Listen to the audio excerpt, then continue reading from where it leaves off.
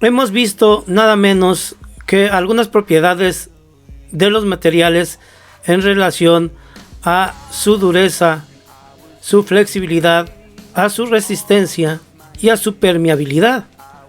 Pero el día de hoy vamos a hablar aspectos muy importantes, nada menos que de la materia.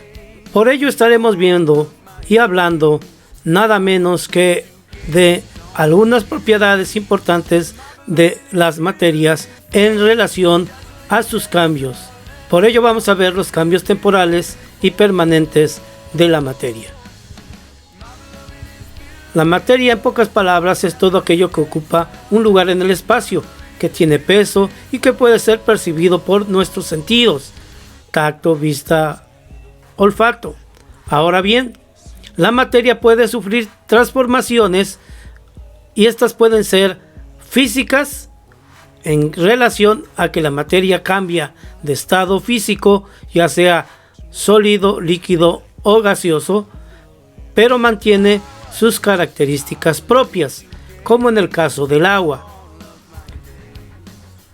Pero también la materia puede sufrir nada menos que cambios químicos, cuando hay una reacción química y altera las propiedades de la materia, en dado caso cuando hacemos un tipo de mezcla. De tal manera que las transformaciones pueden ser temporales cuando la materia es alterada, pero luego puede recuperar sus condiciones iniciales. Se trata, en pocas palabras, de una transformación física tras las cuales la materia no pierde sus propiedades y vuelve a su estado original. Y volvemos a poner el caso del agua. Ahora bien, el ejemplo más cotidiano y específico es nada menos que el agua. El agua congelada, al derretirse, vuelve a su fase líquida sin perder ninguna de sus propiedades. Estos cambios pueden ser causados por los fenómenos físicos intencionales, o sea, realizados por el hombre, como no intencionales, los que suceden por las situaciones de la naturaleza y que ocasionan una reacción y modificación de los estados de la materia, en este caso como el agua. Pero las transformaciones permanentes ocurren cuando se altera por completo la condición inicial de la materia y tras este cambio la materia no vuelve a su estado original. Pondremos por ejemplo la situación de un incendio. Si nosotros quemamos leña, quiere decir que cuando termine de consumirse la leña se va a volver totalmente ceniza y ya no puedo volver a tener la leña, en pocas palabras. Lo mismo sucede cuando sucede la descomposición de alimentos. Cuando un alimento se descompone, cambia de estar en, por ejemplo, un sándwich, una naranja en buen estado, entra en estado de descomposición y se integra totalmente en la tierra y desaparece ya sea el sándwich o la naranja. Estos cambios producidos por alteraciones químicas causan una transformación que no se puede revertir, o sea, es irreversible. Por ejemplo, estamos viendo ahí los ejemplos: la descomposición de alimentos, la oxidación en el caso de los metales y la combustión en el caso de la leña o sustancias energéticas. Y para reafirmar la situación de los cambios temporales, tendremos que ser específicos en relación al ciclo hidrológico, o conocido también como ciclo del agua.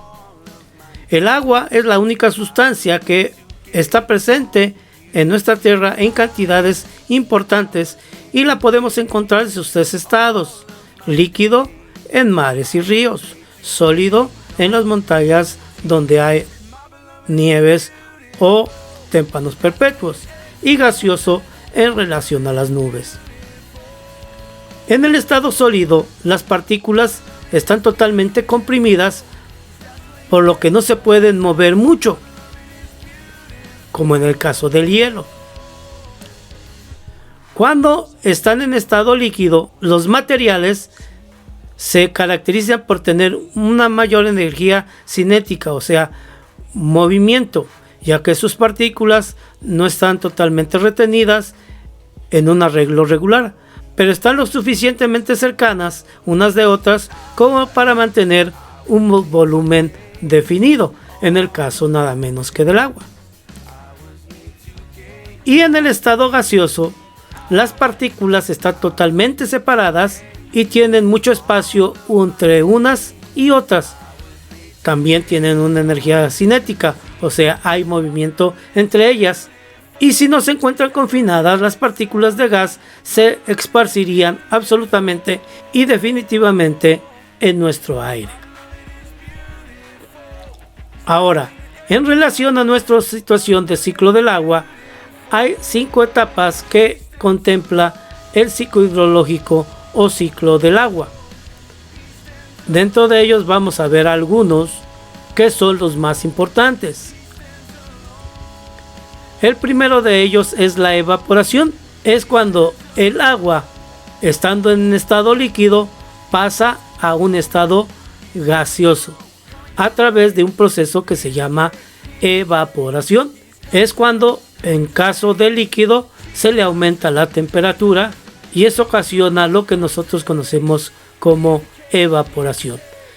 Y el desplazamiento de las partículas se escapan hacia nuestra atmósfera y se transforman en vapor de agua.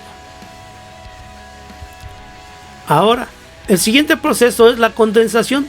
Consiste al cambio de estado de vapor de agua contenido en las masas de aire en nuestra atmósfera a una fase líquida, consecuencia de un enfriamiento que sucede en nada menos nuestra atmósfera, y de esta manera surge la lluvia y por lo tanto también sufre otra situación que es la precipitación. La precipitación se produce cuando hay mucha humedad, o sea, hay vapor, pero en este caso el vapor de agua se enfría por la situación de la atmósfera y se precipita en forma nada menos que de nieve o granizo. Otra forma es la escorrentía y se define como el tránsito de agua que circula en una cuenca de drenaje.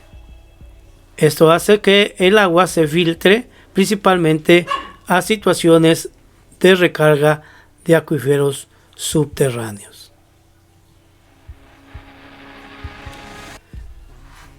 Y la transportación es el movimiento de masa de agua en su estado líquido en las superficies terrestres, lo que forma nada menos lo que nosotros conocemos como ríos, lagos, mares u océanos.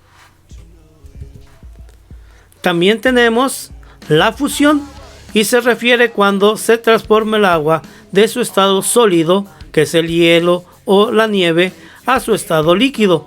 Cuando se produce el deshielo, que es la palabra que más nosotros conocemos, es que se derrite el hielo en las estaciones cálidas y como ocurre en los polos cuando la situación de los cambios climáticos hacen que los continentes se deshielen y se devuelve el agua a su punto inicial, realizando nada menos lo que se conoce como el ciclo del agua. Porque estas transformaciones se van dando unas y otras hasta totalmente volver de un estado a otro de manera indefinida. La otra es la solidificación. Es cuando el agua de su estado líquido pasa a un estado sólido a través de que la temperatura es menor a los 0 grados.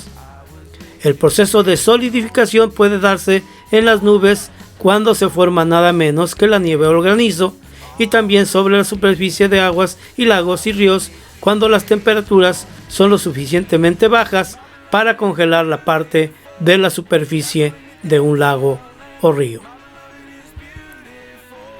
De esta manera hemos visto cómo es y se da la transformación física del agua a través de sus 3 estados: sólido, líquido y gaseoso, y a través de los diferentes procesos que hemos visto para cambiar de un estado a otro. Por lo cual es importante recordar que se llama ciclo porque esto se pasa y sucede de manera constante.